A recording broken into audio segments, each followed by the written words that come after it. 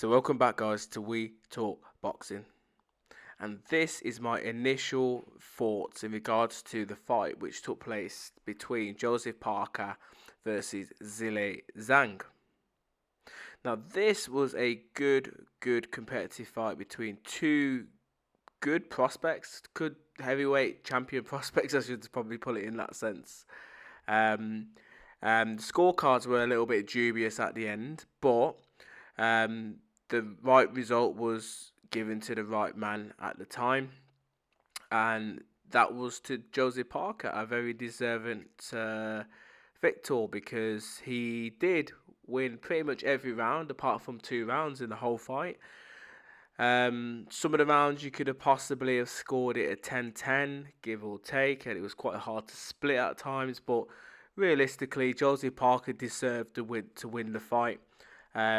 Looked more mobile of fighters, very elusive of shots, good head movement, good combination punching, carried some good power as well because he rocked Big Zhang at times as well. Every time he was landing his shots, Joseph Parker. So he kind of hurt the big man. And if you picture, obviously Zhang, I think he was 291 pounds, which is what he weighed in. He was a big guy. So to land a couple of shots on him and hurt him, obviously it goes to show that Parker does have some sort of power.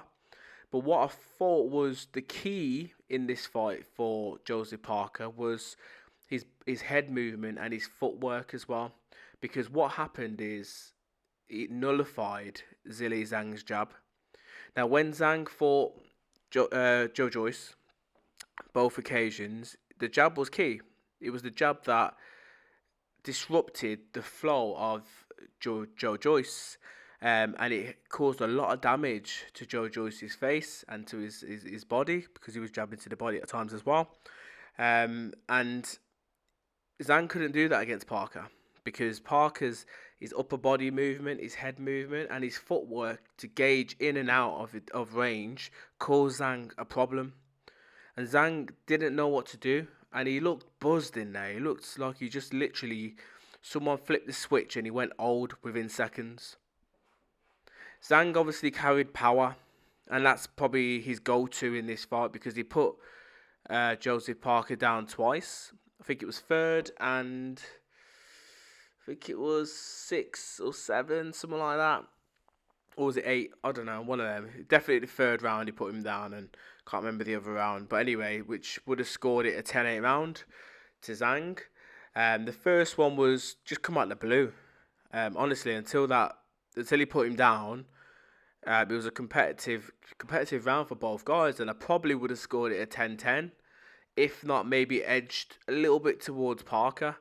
So yeah, that knockdown in that third came out of nowhere, and then again, similar sort of thing in the other round. Can't remember what round it was when he caught him again. But this time, obviously, his team was saying that he kind of caught him on top of the back, like at the top at the back of the head, sort of thing. So it's kind of they're trying to say it was an illegal shot, but he caught him, and it was out of the blue. But realistically, apart from those big moments, he didn't really do anything. Zhang, he looked slow, couldn't get his jab off, wasn't really throwing many shots, and it's quite interesting because when you're looking at Joseph Parker, he's obviously defeated Zhang now, and now before that he defeated Deontay Wilder, and Deontay Wilder, I don't know why I keep saying Dilly White. Deontay Wilder couldn't get a shot off realistically against Parker, and nor could Zhang. Yes, he obviously caught him twice, and he put him down twice, but apart from that, Zhang didn't really let his hands go. And he just looked buzzed, honestly. Like, you're thinking, I was sat there and I was like, you know what? Like, if I'm Zhang's corner, I'm screaming from at least round 6 onwards and saying, look, you need to win these rounds. Like, it's a very close fight, or maybe you're behind on the cards. You need to stop giving us more, showing us more, and winning these rounds. And I'm not sure if they said that in the rounds between him. I guess they would have, but I'm not sure if they did, because he didn't look like they did, because he just went out and did the same thing that he did from the start. Wasn't a lot. That's what he did. And even when he got to like round 10, you're then thinking, Joseph Parker's won 8, 9, or 10 or something like that, back to back.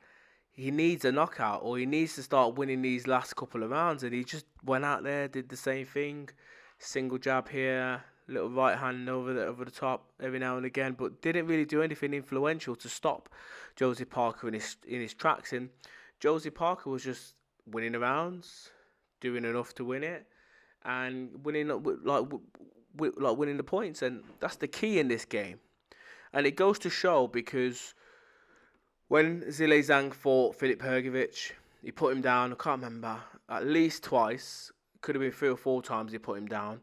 Not 3 or 4, but at least twice, maybe 3, he put Hrgović down. And he didn't get the victory. But most people were screaming, saying that he did win the fight. And I would sit here now and say that he did beat Filip Hrgović, because he put him down and he was winning some of the other rounds. Yes, some of the rounds were quite close towards the end, but Zhilei Zhang was quite close. You know what I mean? He could have maybe scored it 10-10 or maybe towards Zhang, or, you know what I mean? The rounds that Hrgović won weren't that convincing. But in this fight, Zhang put Parker down twice, but wasn't competitive in the other rounds. And you're talking it's a 12-round fight, and he won 2 rounds in the 12th, because quite a few of the other rounds you could have given it even 10-10. One of the scorecards, I think it was 113-113, which to me was a little bit dubious because I don't know what that judge was watching. Whereas 2 other judges scored it for Parker, which was deserving. Now, where I would like Parker to go next, obviously he said straight away after the fight he's got a rematch clause with Zhang. Fair play. He's hopefully going to stick to that and give Zhang his opportunity to win his interim title back. But he's on some good form. I think he's won 5 on the spin now. 4 or 5 on the spin now, Parker. So he's in, you know what I mean, good form, plenty of confidence, looking really good. Knows he's quite durable because he's been put down on his arse twice against Zhang. And he could come back and win the fight. I feel that, depending on what happens with AJ next, I feel as if both of these guys, you know what I mean, as I said, are very sharp, fit, they're fighting quite regular, full of confidence. Why don't these two go off against each other? The first fight was competitive at times, but it was quite a straightforward AJ victory on that one. But this Parker, I feel as if could possibly ask AJ a couple of questions and make him perform to maybe to the best of his ability, and to certainly cause him like some sort of trouble, because Parker's throwing, he's letting his hands go, and he's got good movement as well, and AJ would have to maybe somehow try and handle that. And I think that feel as if it would be a good competitive fight, because if he then looks to try and fight, this is AJ I'm talking about, maybe Tyson Fury, then those skills that he would get from Parker would maybe translate into that type of fight as well. But yeah, onwards and upwards for Joseph Parker, and it'd be great to see if he does take the rematch, how he performs in the rematch. Feel as if from what I've seen, we all know what Zhilei Zhang's Achilles heel is, and its movement and its activity.